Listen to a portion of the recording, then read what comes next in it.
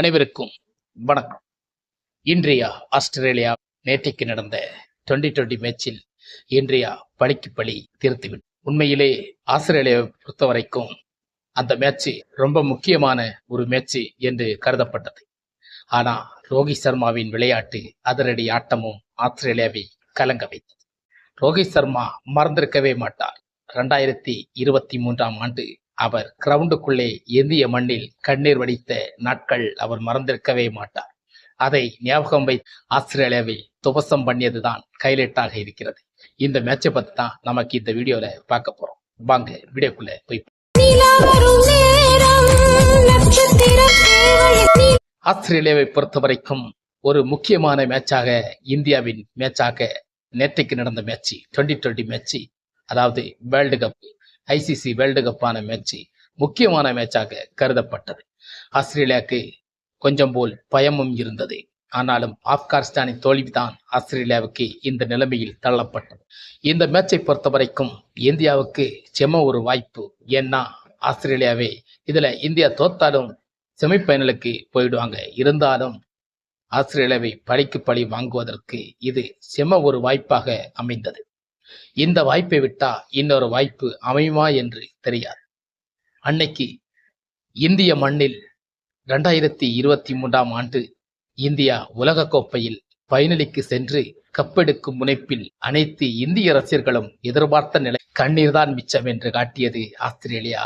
நம்மை கைவரிசை காட்டிய அதே கெட்டுதான் நேற்றைக்கும் களமிறங்கி இந்தியாவுக்கு எதிர்ப்பாக சார்பாக தன்னுடைய பேட்டிங்கை வலுவாக ஏற்படுத்தி கொண்டே போனார். இந்தியா ஒரு கட்டத்தில் தோல்வி தழுவுமோ என்ற ஒரு பயம் இருந்தது. இருந்தாலும் கடைசி கட்டங்களில் இந்தியாவின் பவுலிங் சிறப்பாக வீசப்பட்டு இந்தியா அழகாக 24 ரன்கள் வித்தியாசத்தில் ஒரு சூப்பரான ஒரு வெற்றியை பெற்று ஒரு பெரிய நாடுகளுடன் வெற்றியை பெற்று தன்னுடைய செமிஃபைனலை பதிவு செய்து. இதுதாங்க ஹைலைட். இந்தியானா இப்படித்தான் இருக்குமென்னு நேற்றைக்கு காட்டு. ஆனா குல்தீப் யாதவ் அவருடைய ஸ்பின் பவுலிங் தான் செம ஒரு ஹைலைட்டாக நேற்றைக்கு ஏற்பட்டது. ஏன்னா பும்ரா பவுலிங்கு கூட அடிக்கப்பட்டது. குல்தீப் யாதவ் பவுலிங்கே யாராலும் அடிக்க முடியாத கட்டத்தில் 2 விக்கெட்டுகளை வீழ்த்தி செம ஒரு வரவேற்பை நமக்கு இந்திய மண்ணுக்கு அவர் சேர்த்து கொடுத்தது பெரும் மதிப்புக்குரியது, பெருமைக்குரியது, குறிப்பிடத்தக்கது. இப்படித்தான் நேற்றைக்குள்ள மேட்சி ஹைலைட்டாக நிறைய விஷயங்களை நமக்கு சொல்லி ஆஸ்திரேலியா ஒரே தப்பு பண்ணிட்டது. ஏன்னா டாஸை வின் பண்ணி இந்தியா கையில கொடுத்தது இந்தியாவுக்கு பெரிய சாதகமாக அமைந்தது.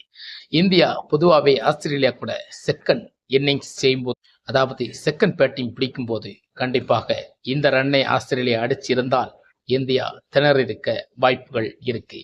ஆனா மார்ஸ் இந்த பிச்சில் இந்தியாவுக்கு சாதகமாக ஃபர்ஸ்ட் பேட்டிங்கை பிடிச்சாம இந்தியா கையிலே கொடுத்ததுக்கு இந்தியாவுக்கு பெரிய ஒரு பலமா ஏற்பட்டது. இதை நம்ம சொல்வதில்லை, முன்னாள் வீரர்கள் ஸ்ரீகாந்த் வரை இந்த மாதிரி கருத்தை தான் வெளியிட்டு இருக்காங்க.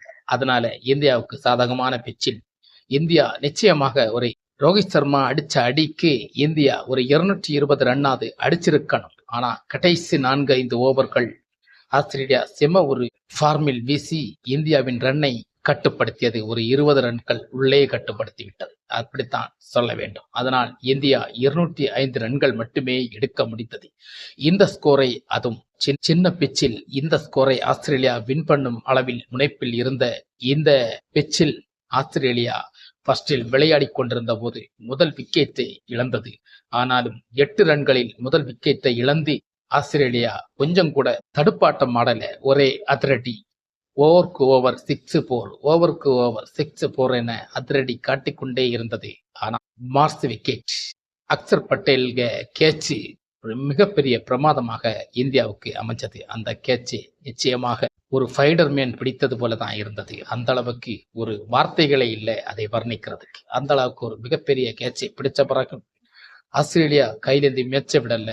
10க்கு குறைவாக 10க்கு சிக்கர் ரேட் ரன்னை கொண்டு வந்துட்டு தான் இருந்தது. இந்தியாவுக்கு பயமும் இருந்தது. ஏன்னா 100 ரன்களையும் தாண்டி 10 ஓவராக இருந்தாலும் ஆஸ்திரேலியாவுக்கு 2 விக்கெட் மட்டுமே இழந்திருந்தது. இதனால் இந்தியாவுக்கு பல நெருக்கடிகள் உருவாகியது.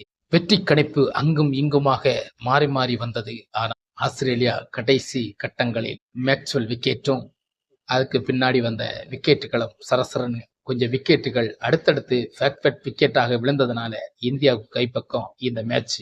ஹெட் மட்டும் போராடி இருந்தாரு. அவருடைய விக்கெட் விழுந்த உடனே ஆஸ்திரேலியா செம ஃபார்மில் இருந்த ஆஸ்திரேலியா மேட்ச் மொத்தமா நம்ம கைவிட்டு போச்சான்னு எதிர்பார்த்து கொண்டது. அந்த மாதிரி தான் இந்தியா கைக்குள் அந்த மேட்ச் வந்தது.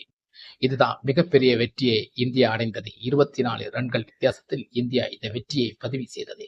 ஆனா ஆஸ்திரேலியாவை செம ஒரு பழிக்கு பழி வாங்கிய இந்தியாவுக்கு இது பயங்கர ஒரு சந்தோஷத்தை, ஒரு ஆர்ப்பாட்டத்தையும் கொடுத்திருக்கு.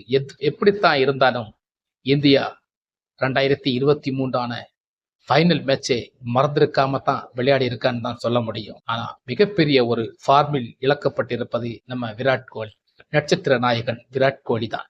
ஆனா விராட் கோலி ஆட்டம் இன்னும் மேம்படுத்த வேண்டும். ரோஹித் சர்மா எதிர்பார்த்தது போல தன்னுடைய ஃபார்மை ஃபுல் ஃபார்மில் வச்சுவிட்டார். ஆனா விராட் கோலி இன்னும் அவருடைய ஆட்டம் கொஞ்சம் கேள்விக்குறியாக இருந்து கொண்டே இருக்கிறது. ஆனா விராட் கோலி போல நட்சத்திர வீரர்களை நமக்கு அவ்வளவு சீக்கிரம் வெளியிலும் வைக்க முடியாது.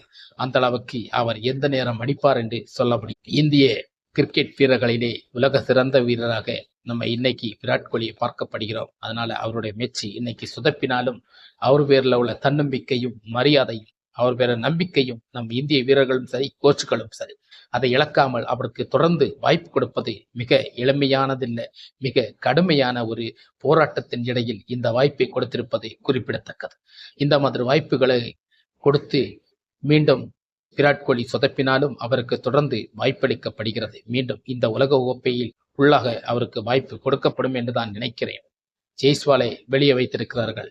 காரணம், அவருக்கு இங்க வாய்ப்பு குறைவாக இருக்கிறது. யாருக்கு பதிலாக அவரை இறக்குவது என்று தெரியாமல் இந்திய டீம் முழித்துக் கொண்டே இருக்கிறது.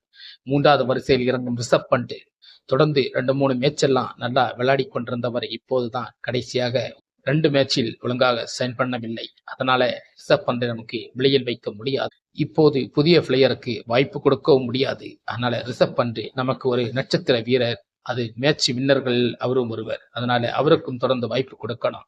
நான் ரொம்ப சந்தோஷமாக இருப்பாங்க இந்திய கிரிக்கெட் ரசிகர்கள். ஆஸ்திரேலியா இந்த கைலெட்டை விட்டு செமி பைனலை விட்டு உள்ள வராம சூப்பர் 8 வெளியே போகுது. இது இந்தியாவுக்கு மட்டுமல்ல இந்த மகிழ்ச்சி, மற்ற நாடுகளுக்கும் இருக்கும். ஏன்னா ஆஸ்திரேலியா உள்ள வந்தாலே அவர்களுக்கு கப்புட வாசனை அடிக்கும். அந்த அளவுக்கு ஒரு வெறித்தனமாக ஆஸ்திரேலியா விளையாடி கொண்டிருக்கும். ஆனா ஆஸ்திரேலியா ஒரே தப்பு பண்ணுது. ஏன்னா சின்ன டீமு பெரிய டீம் எல்லாமே நாங்க தாண்டா வேர்ல்டு வின்னர்கள், வேர்ல்டு கப்பை நாங்க தான் எடுப்போமான்னு சொல்லி அங்கீகாரமாக அவர்களை வைராக்கியமும் நெஞ்சழுத்தம் தான் இன்னைக்கு இந்த சூப்பர் 8 வெளியாகக்கூடிய ஒரு காரணமாக இருந்தது. ஆனா இந்தியா அப்படி இல்லை. சின்ன டீமா இருந்தாலும் பார்த்து பதமா ரன் ரேட்டை பார்த்து விளையாடி முடிக்கிறது. இருந்தாலும் கோட்டை விடும். ஆனாலும் ஆஸ்திரேலியா சில சின்ன டீம்கள்ல அசால்ட்டா விளையாடக்கூடி, அதனால ஆப்கானிஸ்தான் தோல்வி அவர்களுக்கு பெரிய ஒரு அவமானத்தை கொடுத்திருக்கும். இதற்கான பதில் நீங்க ஆப்கானிஸ்தானுக்கு கொடுத்தாலும் ஆப்கானிஸ்தானுக்கு அது பெரிய ஒரு இழப்பாக இருக்காது. ஏன்னா ஆப்கானிஸ்தான் உங்களை வீழ்த்திய சந்தோஷம் தான் இன்னைக்கு செமி பைனல்ல முன்னேறிருக்காங்க. ஆப்கானிஸ்தான் இந்த இடத்துக்கு வந்ததற்கு உண்மையிலே அவருடைய பர்ஃபார்மன்ஸ், ஒர்க்கு, முக்கியமாக கேப்டன் ரஷித் கான், வெளியில் இருக்கும் பிரபு அவருடைய கோச், இந்த மாதிரி ஐடியாக்கள் தான் ஆப்கானிஸ்தானை செமி பைனலில் உள்ளே கொண்டு வந்திருக்கிறது. இப்படி விறுவிறுப்பாக சென்றிருக்கும் இந்த 2020 மேட்ச் இன்னும் 4 டீமுகள் செமி பைனலில் இருக்கிறது. இந்த வேர்ல்டு கப்பில் ஐசிசி கப்பை அடிக்க போறது யார் என்று நமக்கு பொறுத்திருந்து பார்ப்போம். அனைத்து உறவுகளுக்கும் நெஞ்சுகளுக்கும் என் மனமார்ந்த நன்றியை தெரிவித்துக் கொள்கிறேன். நான் உங்கள் CPM பெஞ்சமின்.